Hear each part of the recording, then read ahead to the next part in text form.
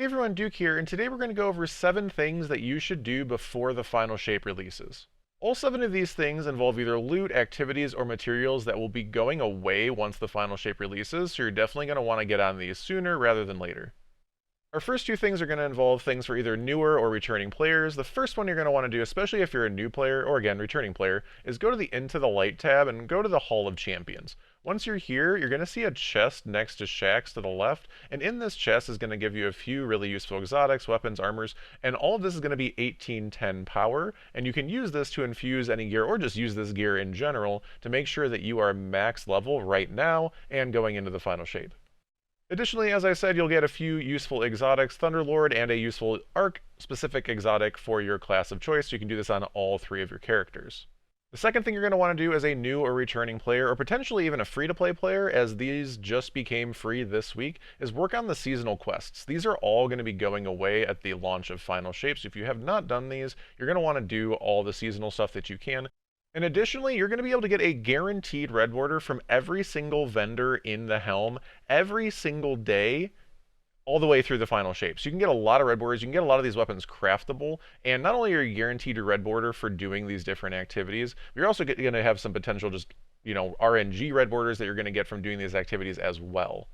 As you can see in this week's TWAB, all the way through June 3rd, you're going to be able to get a guaranteed deep sight weapon drop upon completion of a seasonal activity, again from each specific season. You can do Defiant Battlegrounds or Mission Avalon for Season of Defiance, Deep Dives or Salvage from Season of the Deep, Summoning Pools or Savathûn Spire for Season of the Witch, and then Riven's Lair or the Coil from Season of the Wish.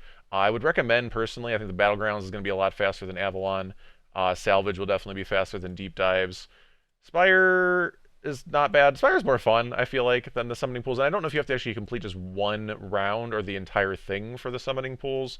If you have to do the whole thing, Spire is definitely faster anyway. Otherwise, the pools is probably faster, but I think Spire is more fun. And definitely just do the Riven's Lair. Coil's going to take a lot longer. But again, if you do some of these longer activities like deep dives in the Coil, you will get a lot of extra chests, which can get you some red borders just, again, through RNG versus the guaranteed one you'll get from these each day.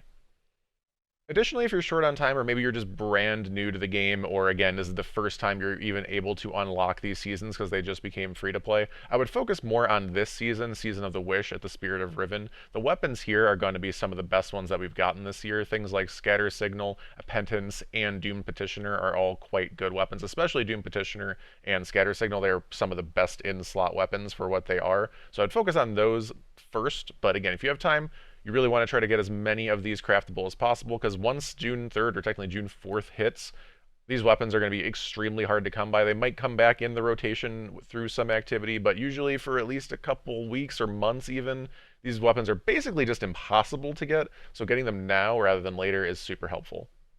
Now we're going to go into some things for people that have been playing the game potentially a little bit more. The first thing is talking about Legendary Shards. Don't forget that they mentioned this quite a while ago, but Legendary Shards are going to be completely going away in the final shape. So any Legendary Shards you have, they are gone. You're not getting anything for them. There are a couple things you can use these for ahead of time before final shape, and I'd recommend at least, getting a little bit. You don't have to use all of them if you have a crazy amount like I do, but you can do things like buying raid flags, or you can come to the moon and you can buy a bunch of these Phantasmal Fragments. These are going to cost 10 Legendary Shards each, but you can actually use these Phantasmal Fragments at Rahul in order to basically store more Glimmer, as you'll be able to get Glimmer from him using these. So you can basically convert your Legendary Shards into extra Glimmer going into the final shape.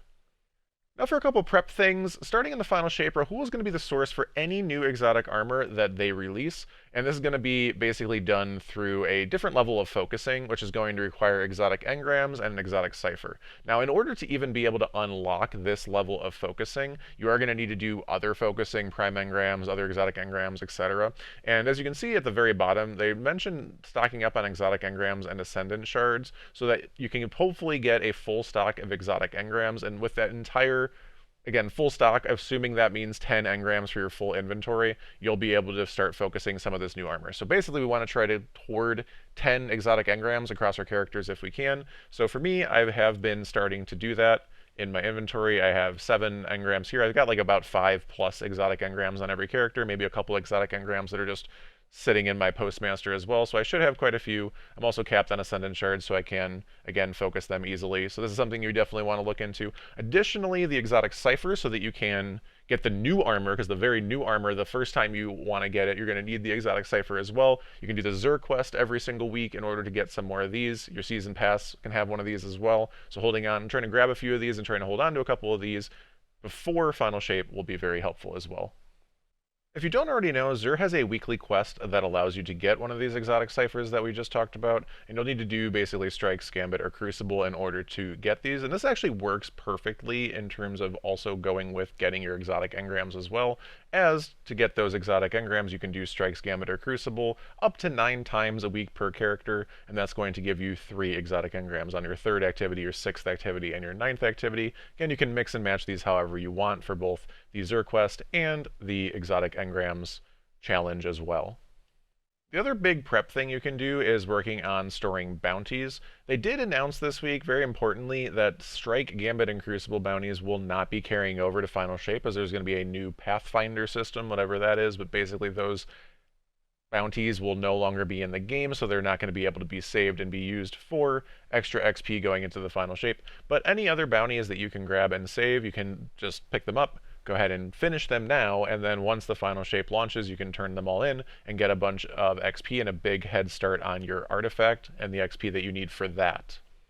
Do note that any XP++ bounties are going to be the ones you want to save the most, followed by XP+, and then just regular XP bounties. Those are going to be the least. Those are usually your repeatable bounties. But any bounties you can save is going to be more than 0. Do note that you can hold up to 63 bounties on a character, but that also includes any quests that you have. So clearing out your quests tab as much as you can if you want to be able to hold more bounties is recommended. The other thing I would also recommend is not having your quest and bounty capacity go all the way to 63 for when the final shape launches, because there have been times in the past where you wouldn't have space to pick up a new quest that comes in with the final shape, and then that it just bugs out and you're not able to grab it. I usually try to go for about 60, hold about 3 spaces per character extra, just in case there's a couple quests that come at me right at the start before I even turn bounties in.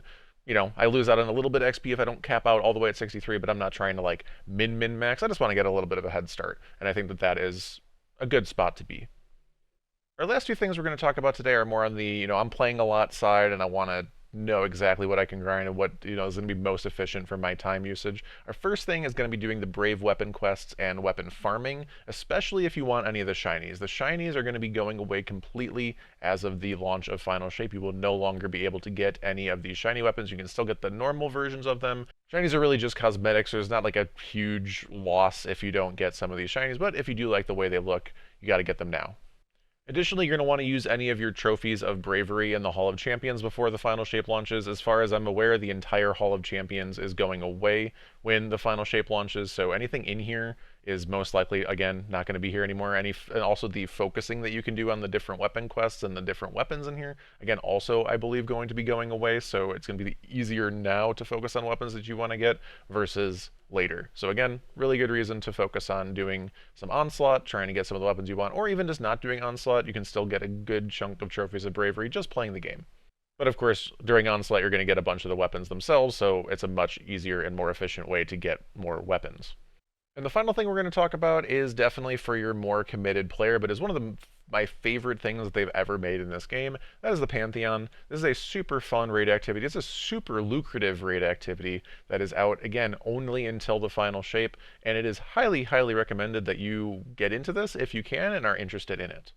If you have no idea what the Pantheon is, basically there's going to be multiple different levels of it as we go through each week. We're on week 2 right now with the Oryx Exalted version, and it's going to be getting harder in terms of both your power level being more underleveled as well as more bosses being added. Again, this is not exactly something that you should be running if you've never raided before in your entire life, but honestly, if you are someone that is willing to put in the time in terms of preparing, watching guides, watching videos, listening well, learning on the spot, putting in some time to beat something, because it's going to be hard, especially if you're inexperienced, I think it's a lot more doable than people will give it credit for. Again, you have to have the right mindset and mentality. You can't be going in there being like, I just want free loot. That's not what this is for sure. But if you are able to beat this stuff, you are going to get showered in a ton of raid loot, raid exotics, adept weapons, etc. Additionally, there's a really, really cool title that's attached to this entire Pantheon that we're going for called Godslayer. This is another big reason that a lot of people want to do all these Pantheon things. Even if you have a lot of the loot, getting this Godslayer title is super cool, and they even have some really, really cool emblems attached to each week. This one is the one that I'm currently have equipped from this week for completing Oryx Exalted. I think these are some of the coolest emblems they've put in the game, especially earnable ones. I love that. So again, a lot of reasons to run Pantheon. I'm also doing helps on my stream 5 days a week for 6 to 7 hours a day. We've been doing helps a ton these last couple weeks, so you can come on by there to get some tips, potentially get a run in as well. We're always willing to try to help as many people as we can. Again, as long as people are willing to learn, I'm willing to do my best to help people get through. And that's all for today. I hope this video was helpful, and as always, thank you so much for watching, and have a wonderful day.